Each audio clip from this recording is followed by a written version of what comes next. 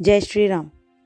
कई बार जीवन में इतनी बड़ी बड़ी समस्याएं आ जाती हैं कि हमें समझ में ही नहीं आता कि इन समस्याओं से बाहर कैसे निकलें। कई बार घर के झगड़े इतने बड़े हो जाते हैं कि समझ में नहीं आता कि घर छोड़ के चले जाएं, सन्यासी हो जाएं, सुसाइड कर लें, क्या करें कि इन सब से छुटकारा मिल जाए। जैसा कि आप सबको यह पता है कि हमने पिछले जन्म में जो भी अच्छा या बुरा कर्म किया था उसका फल तो हमें इस जीवन में भोगना ही पड़ेगा। कई बार यह जो रिश्ते होते हैं जो हमें परेशान कर रहे हैं, इन्हीं लोगों के माध्यम से हमें उस दुख को भोगना होता है।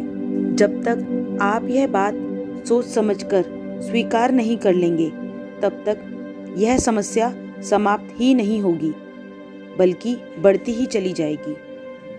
अगर हमने ये दुख और परेशानी इस जीवन में नहीं भोगी तो अगले जन्म में यही समस्या कई गुना बढ़कर सामने आ जाएगी। अब ये चॉइस आपकी है कि आप इस जीवन में ही जो आपके साथ हो रहा है उसे स्वीकार करते हुए अपने धर्म और कर्म का पालन करें।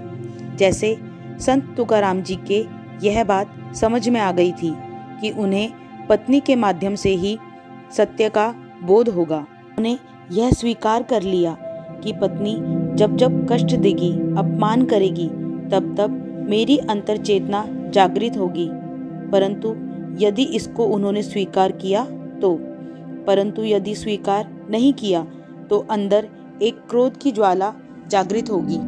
यह अग्नि चेतना की होगी या क्रोध की, यह जातक के स्वीकार करने पर निर्भर करता है।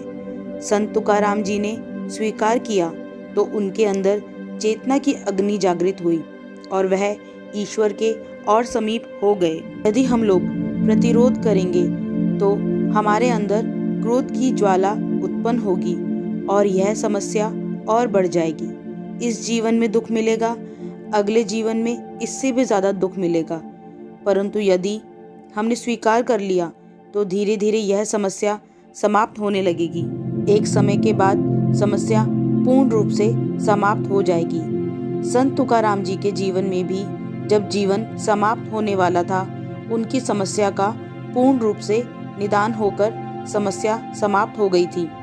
पत्नी को बोध हो गया था कि मेरा पति एक बहुत बड़ा भक्त है जिसको दुनिया मानती है। पूरे संसार को पता है कि वह ईश्वर के कितने करीब है, परंतु सिर्फ मैं अज्ञानी ही इस बात को नहीं समझ पाई।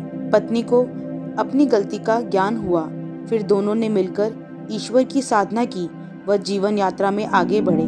यदि संत तुकाराम जी को यह बोध नहीं होता तो वह एक साधारण मनुष्य ही बनकर रह जाते। पत्नी उन पर गुस्सा करती और वह अपनी पत्नी पर करते, तब यह समस्या बढ़ती ही चली जाती।